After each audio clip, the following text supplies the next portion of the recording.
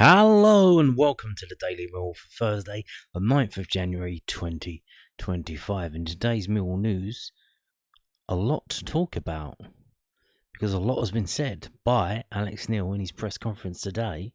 He's being very open and talking a lot. I don't know if he's going to get in trouble for that, but we'll find out. So this is from the southernnews.co.uk.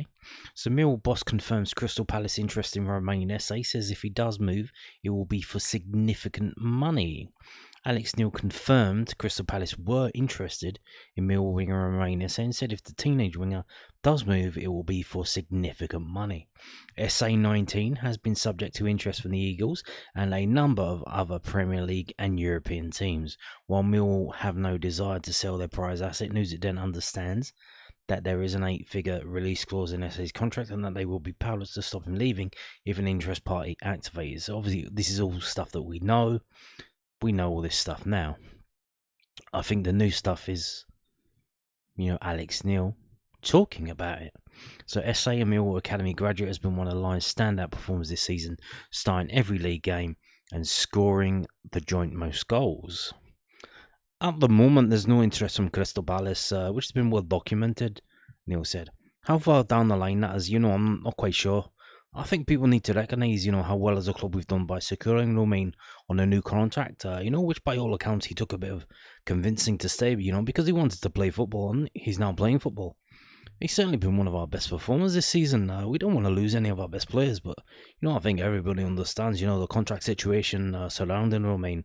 And if he does move, he'll move for significant money, which from the club's perspective has been brilliant business, considering we've all left in the summer for free.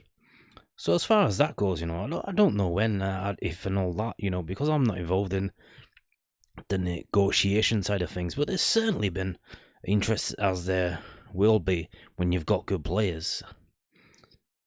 When asked if any clubs were interested in Esse, Neil said, the difficulty I've always got is I don't get involved in speculation. So it can be speculated that 10 different clubs are going to come in for Rom. All I do know is there's been significant interest from Crystal Palace. So that's the only one I can really comment on, because interest in people talk and all of that stuff doesn't really matter. Because it could be true and it could be false. It could be whatever, So as far as I'm led to believe, just now, Crystal Palace are the main one. So he's literally just said it. He just comes out and says it. Can you do that? Are you allowed to do that? While Neil confirmed there was interest in Esse, he was unsure how likely it was that he would leave before the transfer window closes. I'm not involved in quickening the deal up, speeding the deal down, whatever the deal might look like. So as far as I know, I don't know. Rom trained yesterday, he trained today. He's in the squad for the game on Monday, and as far as I know, we're just as business as usual. So let's get ourselves prepared for the match. Of course, he's just the head coach. That's all he is. Esse sale would give Millwall a large injection of money to potentially invest in the squad. Neil said the club would look to bring players in regardless of any sales. I think that we're certainly in the market to try and strengthen the squad regardless. But as always, when you lose a player, if you lose a player, you need to replace them. And more importantly, there are still areas of the team that would like to try and do some work in. But obviously, if the right sort of fit comes up for us, the right player comes up for us, the right price comes up for us, then we can look at it, certainly. So there you go. I mean, he's being very frank and open and literally normally they say, we can't comment about that, I'm not going to comment on any speculation, I just know. He's literally said, yeah, there's loads of clubs, there's been lots of talk, but I do know that Crystal Palace are the ones they are interested in. That might be, but he's saying it. Now here's the thing. When you have a guy who does deals with the transfers and you have a guy who is not dealing with the transfers, the guy who's not dealing in transfers doesn't know what's going on. So he doesn't know when stuff gets leaked, who leaked it, did Millwall leak it, was it an intentional leak, an unintentional leak, and obviously quite a busy time for Steve Gallen. Does he have time to talk to Alex Neil and say, look, this is the situation, you can talk about this, you can talk about that, but try not to talk about this. If you or try and steer it in this direction, and give him like a list of things that he can and can't talk about. Would he stand for that? I don't know, but it's very interesting. Now, this isn't the only thing. There's more. There's a lot more. Like, I think the first 4 stories are all from Alex Neil's press conference today, and he just keeps pumping out there. So this again from southernnews.co.uk. We are not going to have anybody imminently walking through the building tomorrow morning. Well, it's Friday, isn't it? Probably working from home. Can footballers work from home? I guess they can, though. Train at home. Millwall boss discusses potential transfer incomings. Alex Neil said he did not expect any players to join Millwall imminently. Neil was appointed head coach of the Lions on Monday the 30th of December and oversaw a draw and a loss his first week in charge. After Mill's 2-2 draw with Sheffield Wednesday last Saturday, he said the transfer window hasn't been a huge discussion point at this stage and said he wanted to assess the squad before he made any transfer recommendations. I think it's difficult, you could name 100 players right now and, I'm going to say like yes, no, no, oh no, I don't like him, oh I do like him, Neil said. So at this stage, Louis Barry, is just another one of many players that's been taken back to Aston Villa, from his loan for Stockport, and hence the reason why there's speculation with us and probably many other Championship clubs. So right now, we're not going to have anybody imminently walking through the building tomorrow morning. So as far as that goes, all the rest of it for me is just speculation. When asked if he preferred to do business in the summer, Neil said, I think that most teams would like to do their work in the summer because it's smoother and it's easier. And I think the danger you've always got with January is that when you're bringing players in, nobody wants to lose their best players. So you have to pay significant money to get them. And that comes at a real cost, or they haven't been playing for the team, hence the reason why they're leaving. Which means then you're bringing someone in who's probably not completely match fit, and you need to get them up to speed. Which has been mentioned before in the past by Gary Rao, that situation where you're bringing in a good player who hasn't been playing, like somebody who's been sitting on the bench doing nothing, sometimes not even sitting on the bench for like a Premier League club or a Championship club. They come in, they are a good player, but they're not match fit. So there's a lot of different dynamics in January that are challenging that you don't have in the summer, because when you bring them in the summer, you generally got your own pre-season to get everybody fit, and then you can see where you stand from there. So there are challenges, but like I say, the time of the calendar when I've walked in is the situation I found myself in. So I just need to make the best of where we are. There you go. That I believe is called, is it stoicism? Pragmatism? Here we are. Let's get on with it. What are you gonna do? You gonna go home and cry to your mummy? No, you get on with it. It is what it is. You work your way through it. And hopefully you come out on the side better off. But not always. Now, again, I told you, here we go again. This is from londonnewsonline.co.uk. So Millwall boss plays down transfer window talks surrounding Wolves linked Japhet Tanganga. Millwall head coach Alex Neil said there has not been any serious interest in terms of transfer approaches for Japhet Tanganga. The former Tottenham centre-back has been the Lions star performer in the first half of the Championship season. Wolves were recently linked with Tanganga, who signed for Millwall after being released by Tottenham in the summer. Asked by the South London Press about mooted Premier League interest in the defender, asked if he expected Tanganga to stay in this window, Neil said, but it's just speculation. I'm not going to say that to you, that he will be staying. And Japhet is going to be leaving tomorrow. But as far as I'm aware of anything apart from probably paper talks surrounding Japhet, there's not been any discussion, in regards to anybody showing any serious interest in Tanganga. So there you go. That one is just speculation. And I think Wolves they've actually signed or they've had a bid accepted for another centre-back. So I think that's off the table. But there were rumours going around that Crystal Palace might come in for him, because apparently Mark Gay is, if they sell him, they're going to replace him with Tanganga, or try to. Maybe they know what the release clause is for Romain Esse and they're not prepared to pay that, but they might pay extra for two of them together. I guess. So, but I mean, please just go away.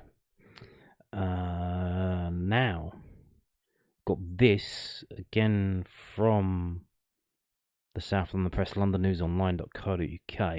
So we briefly touched on this before. It's the same quote. It's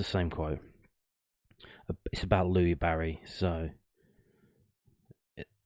where it says Louis Barry is just one of many players. It's the exact same quote. So there you go. Now, interestingly, we do have some players back. Some new players at Millwall training because they're back from injury. So, training session today at Calmont Road, and it was filmed, and the club put it up on the Mill TV Plus. It looks like. I have seen it. It's 5 minutes long, and interesting stuff. And not only that, so obviously, if you're not subscribed to that, there is this from Mill FC Twitter. Danny McNamara is back, but that's not all. Let's have a look. This is 30 seconds as long as we're just going to play it. Back there. Callum Scanlon is back. We have 2 left backs. Good ball, Jack. The game is probably too early even it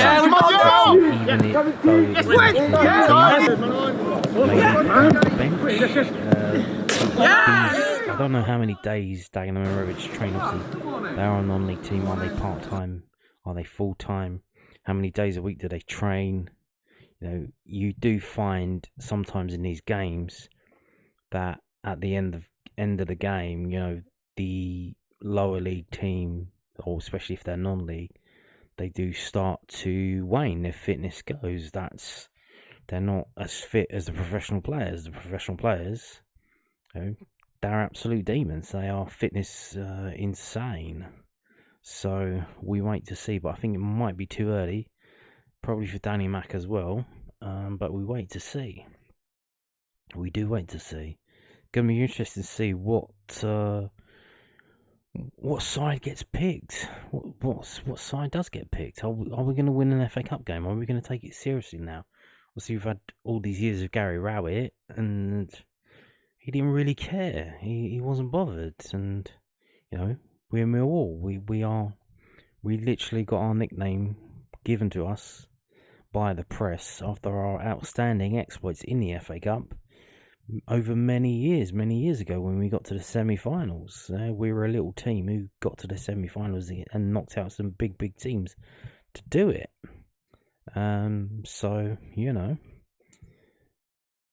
the FA Cup, it's like at the heart of Millwall, really. Our exploits in it, even 2004, and not only that, but other giant killings that we've been involved in, beating teams higher in the league than us. From the top league, so we'll see how it goes. We'll see how it goes. Now, talking the other day about Kamarl Grant's loan being just till January, I assumed it was a season-long loan, but it actually finished in January. It's set to finish this weekend, I believe, probably on Saturday. They're looking to extend his loan at Bromley, so they're going to keep him at Bromley again. So Millwall defender set to extend loan stay at Bromley, and this is from londonnewsonline.co.uk. Millwall defender Kamarl Grant is set to extend his loan stay at Bromley until the end of the season. 21-year-old centre-back has made 28 appearances in all competitions for the Ravens. The Lions are happy for Grant to stay and continue to gain first-team experience at a League 2 club. The paperwork is set to be concluded for that to happen over the next few days. Grant has made 41 appearances during his 2 loan spells at Bromley as part of their side which won promotion from the National League at the end of the last season. He signed for Millwall in 2022. I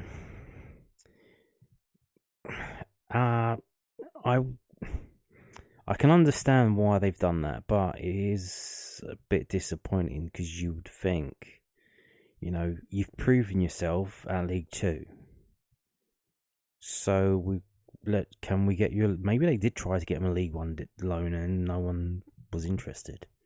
which is interesting. But is this going to be Alex Mitchell Mark II? Obviously, he's 21. I assume he's going to be 22 this year. I don't think he's had his birthday yet. So he's getting to that age, the team is the under 21s. If you're not under 21,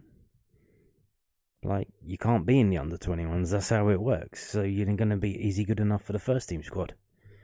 And if he's not, obviously I don't think, are Bromley going to pay a lot of money for him? Like 6 figures, like at least 100k? I doubt it. You think, well, 100k, that's obviously not that much, but it would help pay for some of the costs of running the youth team, the various youth teams. So, disappointing that they haven't pushed him again to step up a level, because time is running out unless they really are looking at him for the first team next season. To give him a go next pre-season and see how he gets on, and then give him a go. But back to Bromley. Well, good luck for the rest of the season, but I mean, bit of an anticlimax, really. Now, another one. Ra'ees Bangura-Williams signs new Millwall contract. Fantastic news. He's under 21 players doing quite well. Growing, getting better and better. And obviously he was involved in the under 21s game away at QPR on Tuesday. And first time seeing him in quite a while, because obviously a lot of the games have been behind closed doors. He's really built himself up, his muscles and stuff, he's a lot bigger than he used to be. When he first came, he was a really skinny kid. He is bulked up a lot, doing gym work, I assume, and creatine and probably stuff like that. So, I mean, and interestingly, in that game, they brought him off the bench. I don't think he's been injured. I think he's perfectly healthy. So is this an indication of the team selection for Monday? Is he going to be playing in that game? Is that why he's got a new contract now?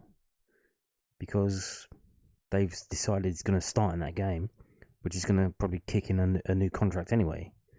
So here we go.